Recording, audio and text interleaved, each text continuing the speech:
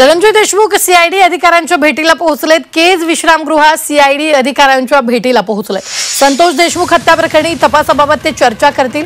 ही मोठी बातमी आपण आत्ताच्या क्षणाची पाहतोय।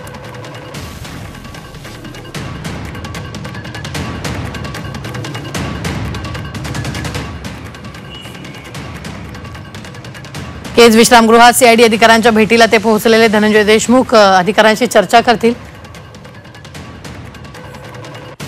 धनंजय देशमुख सीआयडी अधिकाऱ्यांच्या भेटीला पोहोचले असून केज विश्रामगृहात ते पोहोचले।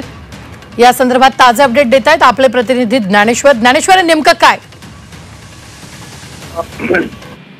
रुबीना, बीडचे पोलीस सध्या ऍक्शन मोडवर आलेले पाहायला मिळत आहेत। सध्या बीडमध्ये दररोज नवीन घटना घडत आहेत। त्या अनुषंगाने पोलिसांनी आता कारवाई करायला सुरुवात केलेली आहे। 2 दिवसापूर्वी बीड जिल्ह्याच्या ठाण्यामध्ये जे गुन्हे दाखल झाले होते त्या सर्व आरोपींना आज पोलीस अधीक्षकांनी बोलवून घेतलं आणि त्यांना खरं तर संधी दिलेली आपल्याला पाहायला मिळते आहे। संतोष देशमुख हत्या प्रकरणानंतर पोलिसांनी ज्या कारवाई केल्या त्यानंतर बीड मधल्या ह्या गुन्हेगारी कारवाई कमी होतील अशी अपेक्षा होती, मात्र तसं झालेलं आपल्याला पाहायला मिळालेलं नाही। त्यामुळे कुठेतरी पोलिसांनी आता ऍक्शन मोडवर यायला सुरुवात केलेली आहे।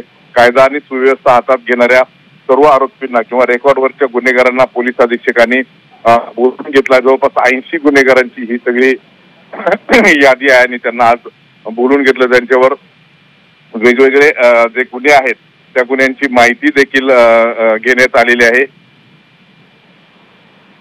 आणि यापुढे जर अशा कारवाई अगदी ज्ञानेश्वर, धन्यवाद ताजे अपडेट देण्यासाठी। आपण पाहतोय केज विश्रामगृहात सीआयडी अधिकाऱ्यांच्या भेटीला सध्या ते पोहोचलेले धनंजय देशमुख।